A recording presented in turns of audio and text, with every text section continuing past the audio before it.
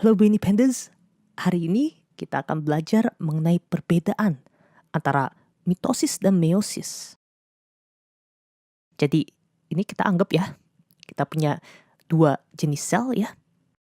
Nah tapi yang satu itu akan mengalami mitosis dan yang satu lagi mengalami meiosis. Coba perhatikan deh, dari sini kita bisa lihat ada dua perbedaan yang cukup jelas ya antara mitosis dan meiosis. Yang pertama adalah jumlah sel yang dihasilkan. Kalau mitosis kan itu ada 2 doang ya. Sedangkan meiosis itu ada sampai 4 Brainipenders. Tapi ada satu lagi yang bisa kalian perhatikan, itu adalah jumlah kromosomnya Brainipenders. Coba lihat ya, pada mitosis itu sel anakannya jumlah kromosomnya tetap 46. Sedangkan pada meiosis jumlah kromosomnya berkurang ya Brainipenders. Jadi 23. Oleh karena itu, kita bisa bilang juga ya ada perbedaan dalam hal fungsi dari mitosis dan meiosis nih.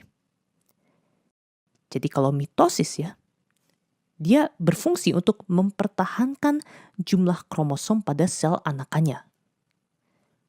Sedangkan meiosis itu berfungsi untuk mengurangi ya jumlah kromosom pada sel anakannya. Nah, dari sini pun kita bisa tarik kesimpulan lagi Brainipenders. Kesimpulannya adalah bahwa meiosis itu tidak bisa dialami oleh sel somatik.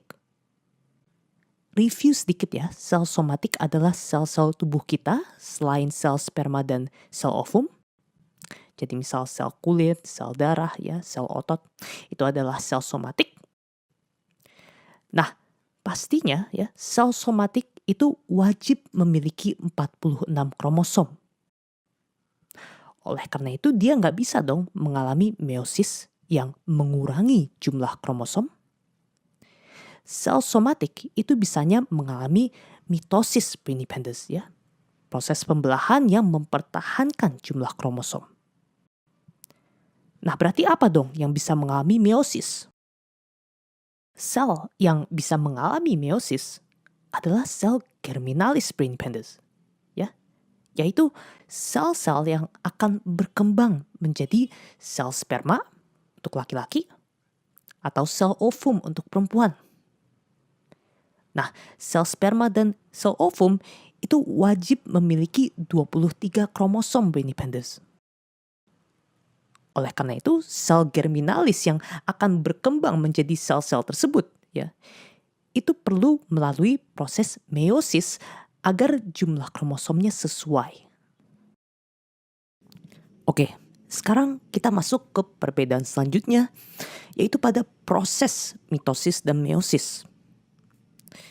Jadi kalau mitosis ya, itu prosesnya rada singkat. Dia tersusun atas 4 tahapan yang pernah kita bahas di video Brainipanda, yaitu profase, metafase, anafase, dan telofase. Tapi kalau meiosis Brainipenders, itu prosesnya lebih panjang ya. Karena dia tersusun atas meiosis 1 dan meiosis 2. Jadi pada meiosis, proses profase sampai telofase itu terjadi 2 kali Brainipenders. Pada meiosis 1, sel anakannya cuma ada 2 dan terjadilah ya pengurangan kromosom seperti yang dari tadi kita bahas. Nah tapi pada meiosis 2, dia itu rada mirip mitosis ya Brainipenders, di mana sel-sel anakannya itu kromosomnya tetap, jadi nggak berkurang, tetap 23.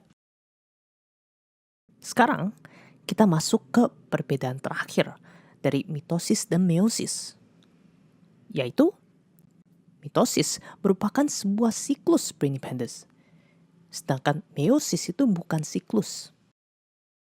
Jadi misal ini ada sel yang mengalami mitosis. Sel anakannya itu nanti mengalami mitosis lagi. Dan ya sel-sel ini nih bisa dibilang cucunya ya, itu nanti pokoknya akan terus mengalami mitosis dan ini nggak ada akhirnya brain dependence. Ini berbeda dari meiosis, di mana ketika sebuah sel telah melakukan meiosis, maka sel anakannya, ini kan sel reproduksi ya biasanya, mereka udah nggak akan mengalami meiosis lagi. Mereka ke fase selanjutnya yaitu fertilisasi, sehingga mereka menjadi embrio ya dan menjadi seorang anak gitu. Sekian dari video pada hari ini. Sampai jumpa di video selanjutnya. Semoga kalian senang dengan video ini. Kalau kalian senang, silahkan tulis di comment section down below. Dan jangan lupa untuk subscribe ke channel Brainy Panda untuk mendukung Brainy Panda. Semangat terus Brainy Pandas dan selamat belajar.